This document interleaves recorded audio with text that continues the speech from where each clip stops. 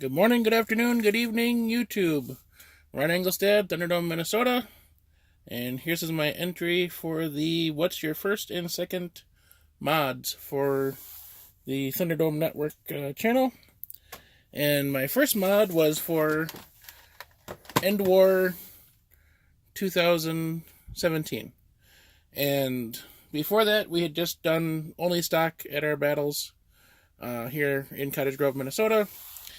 We have a lot of young kids that come and play. We've had kids as young as 2 or 3, and then, all the way into adults. So we try to tailor the games to the kids, and having the kids get hit in the face with 70 FPS is plenty hard enough to ruin their day. So we try to keep it as stock as possible when we have the kids playing, although now a lot of those kids have been getting older, and they've been expressing interest in mods. So our world is about to get a lot bigger around here.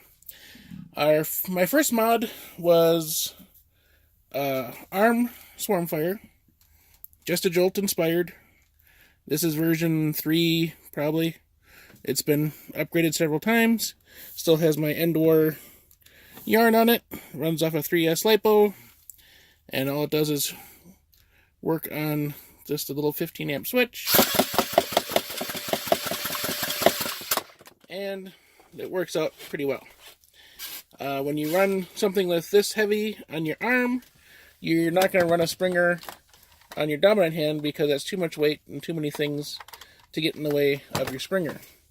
So when I used this, I used the Strife I have that's in pieces right now in my other hand that was upgraded by Hooligans, Evan Butler and Hooligans, in my primary hand. So this was for the controlled shots, and this was the spam machine.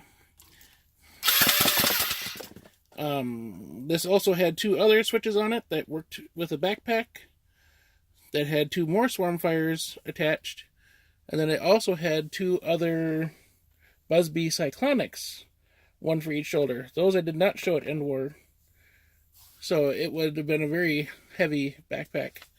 I was trying to be reserved as much as I could. End War 2017 was like our first appearance in the greater nerfing community, so we didn't want to go too crazy too quick, but the backpack I did have sure turned a few heads, so I was very happy about that.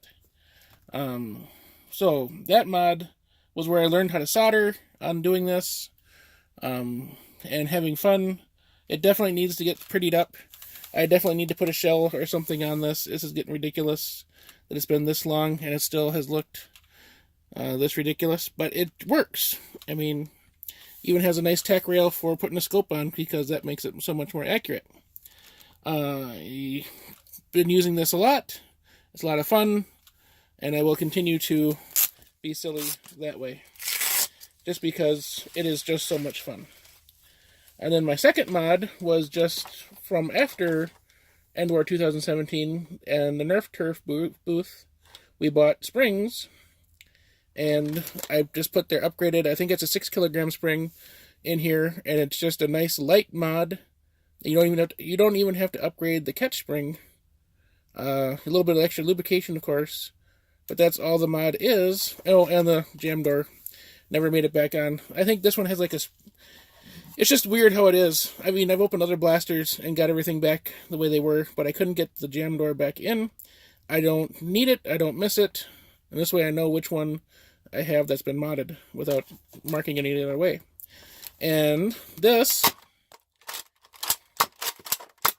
works just fine and shoots very well, very accurate, not too overpowered, and does still surprise people because it looks stock. And it's been a lot of fun using. And the blasters that we have that are modded, we do it for function and for fun. I'll show you Gabe's Strife. This is as far as we have gotten into. I think this has just about everything on it. 100 G's Armory paint job. 3D printed front. This is from Hooligan. Suppressor. or muzzle brake, or whatever they want to call it.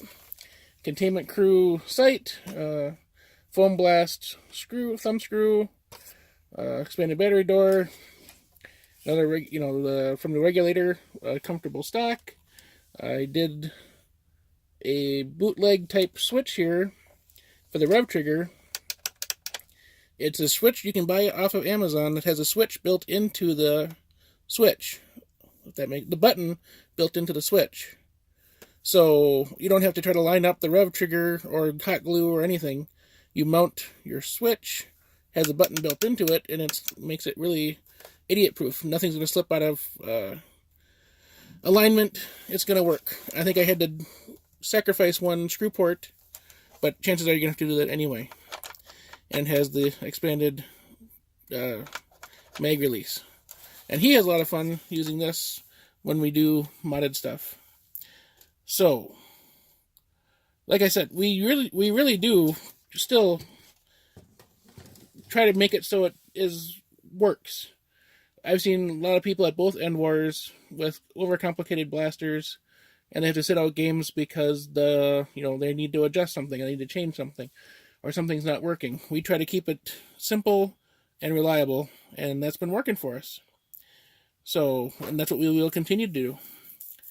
And we've been having a lot of fun nerfing. We've been doing it since 2007. We started doing it when Gabe was a Tiger in Scouts, and we'll continue doing it. We have a lot of fun, a lot of stuff for the whole family to do, and yeah, that's the message. So, keep having fun, keep flinging foam, and we'll keep doing the same here. Hope you have a great day. Bye.